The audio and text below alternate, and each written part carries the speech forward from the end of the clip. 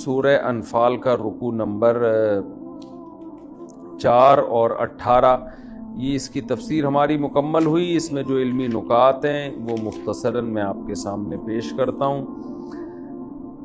پہلا تو رکوع نمبر 4 نہیں، رکوع نمبر 5 تھا۔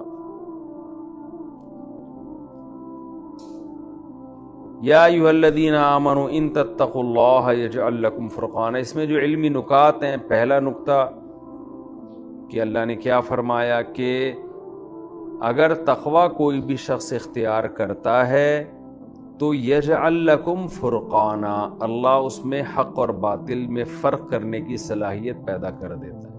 اگر آپ چاہتے ہیں کہ زندگی میں آپ کو وقتاً فوقتاً گائیڈنس ملتی رہے تو ٹھیک ہے، مختلف لوگوں سے بھی گائیڈنس لینی چاہیے، لیکن آپ میں یہ صلاحیت پیدا ہو جائے کہ آپ خود لوگوں کو گائیڈ کرنا شروع کر دیں، تو اس کے لیے آپ اپنے اندر تقوی پیدا کریں۔ تقوی کا مطلب کیا ہے؟ صغیرہ اور کبیرہ گناہوں سے بچنا شروع کر دیں۔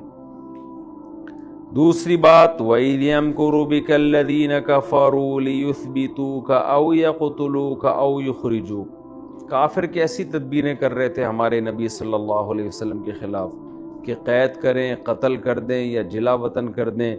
ظاہر ہے وہ پھر جلا وطن بھی ایسی جگہ کرتے جہاں قسمہ پرسی میں زندگی گزرتی، لیکن اللہ نے وہ ساری تدبیروں کو ناکام بنایا۔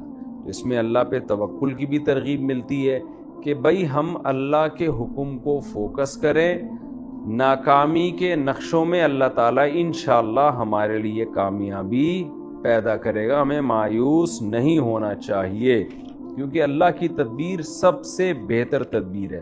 اچھا، تیسری بات یہاں یہ بھی پتہ چلتی ہے کہ دیکھیں اللہ کی تدبیر اگرچہ سب سے بہتر ہے، لیکن ہم نے اللہ پہ چھوڑنا نہیں ہے۔ توکل کا یہ مطلب نہیں ہے کہ خود ہاتھ پہ ہاتھ رکھ کے بیٹھ جائیں اور بس اللہ پہ چھوڑ دیں۔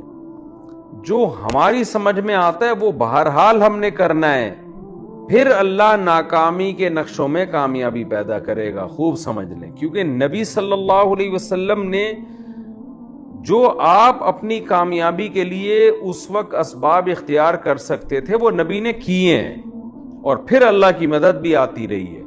ہمارے ہاں گڑبڑ یہ ہوتی ہے کہ ہم اللہ پہ توکل میں کیا کرتے ہیں کہ ہم اسباب چھوڑ دیتے ہیں، ہم کہتے ہیں بھئی اللہ کرے گا بس۔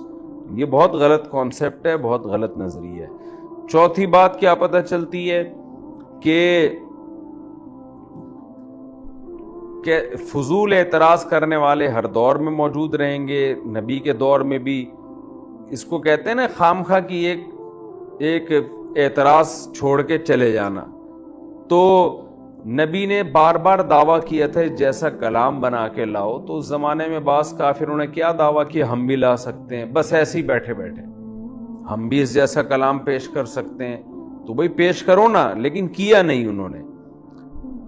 تو یہ ضد اور ہٹ دھرمی کی انتہا ہے۔ آج بھی آپ کو معاشرے میں باطل کے حق کے خلاف ایسے لوگ ملیں گے جن کا مقصد اپنا اور آپ کا ٹائم ویسٹ کرنا ہے۔ وہ فالتو قسم کے دعوے اور نعرے اور فالتو باتیں کرتے رہیں گے، کوئی لاجک نہیں ہوگی، کوئی اس کا سر پیر نہیں ہوگا، بس ایسے ہی ایک شرری چھوڑ دینا جسے کہتے ہیں نا۔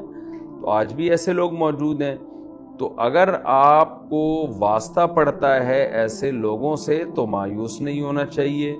بھئی ہمارے نبی کو ایسے لوگوں سے واسطہ پڑا، فضول قسم کے دعوے کرتے تھے اور خام خواہ پریشان کرنے کے لیے۔ ظاہر ہے لوگوں کے کان کھڑے ہو جاتے ہوں گے نا جب کسی کافر نے دعویٰ کیا کہ میں بھی ایسا کلام پیش کر سکتا ہوں، لوگ انتظار کرتے ہوں گے شاید آ جائے گا، کل آئے گا، آیا ہے نہیں۔ تو یہ فضول لوگ ہر دور میں ہوتے ہیں، تو ہمیں اپنے کام میں لگنا چاہیے جیسے ہمارے نبی صلی اللہ علیہ وسلم اپنے کام میں لگے رہے۔ اچھا، پانچویں بات ہمیں یہ پتہ چلتی ہے کہ دیکھیں اس دن اس وقت کافر نے، یہ بہت اہم پوائنٹ کی بات ہے جو میں بتانے لگا ہوں، غیر مسلم نے کیا دعا مانگی کہ اے اللہ اگر اسلام برحق ہے تو آسمان سے پتھر برسا دے، لیکن کوئی پتھر نہیں برسے آسمان سے۔ یہ آج بھی طرز ہوتا ہے لوگوں کا کہ محیر العقول جسے کہتے ہیں نا، عقل سے ہٹ کر باتیں، اسلام آپ کو ڈیبیٹ کرنے کا حکم دیتا ہے کہ آپ دلائل کی دنیا میں بات کرو۔ یہ جو شعبدے بازیاں اور یوں ہے تو یوں ہو جائے، یوں ہے تو یوں ہو جائے، یہ باطل لوگوں کا کام ہوتا ہے، یہ اہل حق کا کام نہیں ہوتا۔ کیونکہ اس قسم کی نشانیاں دکھانا، جیسے پیغمبروں سے نشانیاں مانگی جاتی تھی کہ آپ اشارہ کریں اور ایک چشمہ جاری ہو جائے، آپ یوں کریں تو یوں ہو جائے۔ آج ہم نے دیکھا ہے کہ اہل حق بھی اس قسم کی باتیں کر رہے ہوتے ہیں، وہ بھی کہہ رہے ہوتے ہیں کہ ہم برحق ہیں، اور اس کی دلیل یہ ہے کہ ہم نے یہ شعبدہ دکھایا، یہ شعبدہ دکھایا، یہ شعبدہ دکھایا۔ اسی میں مباہلہ بھی داخل ہے۔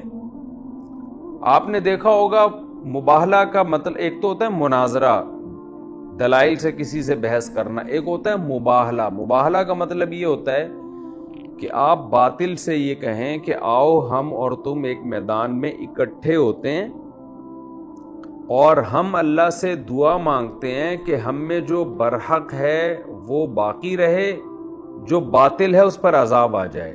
یہ ہوتے رہے مسلمانوں کے قادیانیوں سے ہوتے رہے، عیسائیوں سے ہوتے رہے، یہ اہل باطل سے ہوتے ہیں مناظرے، مباہلے۔ اور اس کی دلیل قرآن مجید کی آیت پیش کی جاتی ہے کہ سورہ آل عمران میں اللہ نے نبی کو حکم دیا کہ مباہلہ کریں آپ اہل عیسائیوں سے، اور عیسائی پھر وہ چلے گئے تھے، نہیں آئے مباہلے میں۔ تو خوب سمجھ لیں یہ مباہلہ اس زمانے میں جائز نہیں ہے، یہ نبی کی خاصیت تھی، کیونکہ اللہ نے بذریعہ وحی نبی کو بتا دیا تھا، جیسے کہ حدیث میں آتا ہے کہ اگر وہ عیسائی مقابلے کے لیے آتے تو وہ تباہ و برباد ہو جاتے۔ ہم اور آپ کو اللہ نے کوئی وحی کے ذریعے نہیں بتایا کہ کسی کافر سے یا کسی باطل سے تم مباہلہ کرو گے، اگر وہ باطل ہوا تو اس کو اللہ تباہ کر دیں گے، یہ کہیں بھی نہیں ہے۔ کیونکہ اس سے پھر کیا ہوتا ہے کہ اللہ نے تو ایسا کوئی وعدہ نہیں کیا۔ جب اس موقع پہ نبی سے وعدہ نہیں کیا تھا، جو آیتیں ہم پڑھ رہے ہیں، ایک کافر نے کہا تھا کہ اللہ اگر اسلام برحق ہے تو آسمان سے پتھر برسا دے، اللہ نے نہیں برسائے۔ اللہ نے کہا کیا مطلب؟ اللہ نے بزبان حال بتا دیا بھی تیری مرضی سے تھوڑی پتھر برسیں گے، تمہیں دلائل جو دیے جا رہے ہیں ان پہ غور کرو، ایمان لانا ہے لاؤ، نہیں لانا ہے تو جب اللہ کی مرضی پتھر برسانا ہوگا برسا دے گا۔ تو یہ تو غیر مسلم کو، جو ہر دھرم قسم کے غیر مسلم ہوتے ہیں، جو دلائل کی دنیا میں بات نہیں کرنا چاہتے، وہ اس قسم کے حربے دکھا رہے ہوتے ہیں۔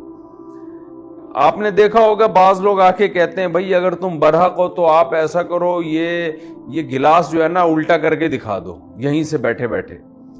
تو یہ چیزیں کسی کے برحق ہونے کے دلائل اور علامتیں نہیں ہوا کرتی۔ محیر العقول جسے کہا جاتا ہے، ایک دم خوارق عادت کے طور پہ کچھ ہو جانا۔ تو خاص موقع پر اللہ نے کوئی معجزہ دکھانا ہو تو ایک الگ بات ہے، لیکن نارملی یہ ایک طریقہ نہیں ہوتا۔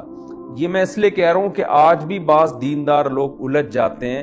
ہمارے پاس ایک دوست کا فون آیا کہ دبئی میں ایک ہندو نے مسلمان سے کہا کہ میں اسلام کو برحق مان لوں گا اگر جو ہے نا تم 2 دن کے اندر کوئی شعبدہ تھا کہ یہ شعبدہ دکھا دو، اگر نہیں دکھایا تو اس کا مطلب اسلام برحق نہیں ہے۔ اب ان صاحب نے مجھے فون کیا کہ یار یہ 2 دن میں کوئی ایسی چمتکار ہو جائے، تو میں نے کہا بھائی یہ اس طرح کچھ نہیں ہوتا، اور اس سے بولو کہ یہ دلائل کی دنیا میں بات کرو۔ تو وہ کہنے لگے اگر میں اس سے یوں کہہ دوں کہ 2 دن کے اندر تجھے حادثہ ہو گیا تو اس کا مطلب تیرا دین برحق نہیں ہے، اور اگر میری ٹانگ ٹوٹ گئی تو اس کا مطلب اسلام غلط ہے، یا مجھے حادثہ ہو گیا۔ میں نے کہا یہ جائز نہیں ہے، عین ممکن ہے قدرت نے آپ کے مقدر میں حادثہ لکھا ہو، آپ خام خواہ میں دعویٰ کر دو کہ اگر میرے حادثہ ہو گیا 2 دن میں مجھے کچھ ہو گیا تو اس کا مطلب اسلام برحق نہیں، اور واقعی آپ کو ہو جائے، اللہ نے مقدر میں لکھا ہو آپ کے، تو اللہ نے کب کہا ہے کہ تجھے کچھ نہیں ہوگا؟ تو قیامت تک کے لیے اسٹے لے کر آیا ہوا ہے، تو ایسا نہیں ہو سکتا۔ تو آج بھی نا لوگ جذبات میں آ کے اس قسم کے فضول باتیں شروع کر دیتے ہیں کہ جو ہے اگر یوں ہو گیا تو یوں ہے، اگر یوں ہو گیا تو اس کی کوئی دلیل نہیں ہے، عین ممکن ہے آپ ہی کو الٹا نقصان ہو جائے اس سے۔ تو ان باتوں میں نہیں آنا چاہیے۔ ہاں اگر کسی ولی اللہ کو مضبوط الہام ہو گیا اللہ کی طرف سے بعض دفعہ دل میں الہام ہو جاتا ہے اتنا مضبوط کہ انسان کو اطمینان ہوتا ہے کہ یہ اللہ کی طرف سے، کہ اللہ بتا دیتے ہیں الہام کے ذریعے کہ تم ایسا کر لو تو میں ایسا کر لوں گا. تو ایسے موقع پہ پھر اس ولی اللہ کے لیے جائز ہے. اس کی بھی تاریخ میں بہت سارے واقعات ملتے ہیں، اس کی ڈیٹیل میں جاؤں گا تو پھر بات بہت لمبی ہو جائے گی، لیکن نارملی یہ شرعاً جائز نہیں ہے اس قسم کی باتیں.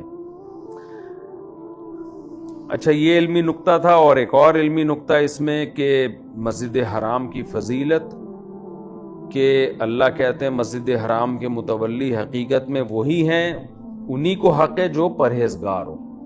تو جو بھی مسجدوں کے متولی ہیں، مسجد حرام تو بڑی مسجد ہے، عام مسجدوں کے بھی متولی نیک لوگ ہونے چاہیے، مینجمنٹ میں نیک لوگ ہونے چاہیے، اور مسجد سے لوگوں کو روکنے کی بھی حرمت معلوم ہوتی ہے کہ اللہ نے مشرکین پر کتنا غضب نازل کیا اس بات پہ کہ تم لوگوں کو مسجدوں میں آنے سے روکتے ہو.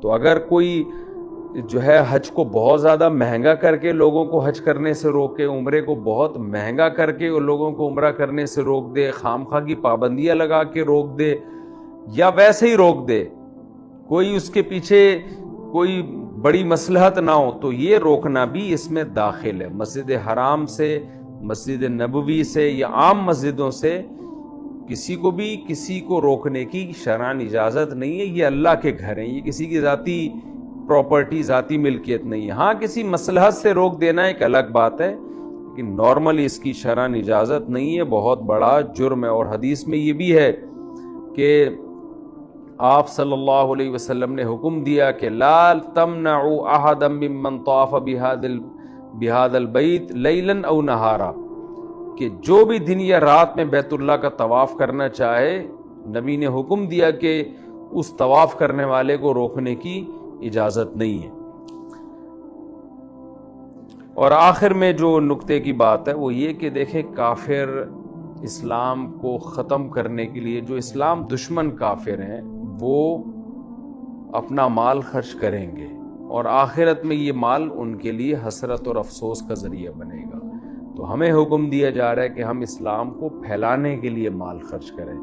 تو ہمیں اپنی آمدن کا ہر مہینے کچھ نہ کچھ حصہ اسلام کی تبلیغ کے لیے، جو دینی مدارس اسلام کی تبلیغ کرتے ہیں اور جتنے بھی تبلیغ کے ادارے ہیں جن سے اسلام کو پروموٹ ہونے کا امکان ہو، ایسی جگہوں پہ اپنا مال ہمیں خرچ کرنا چاہیے تاکہ وہ ہمارے لیے صدقہ جاریہ بنے.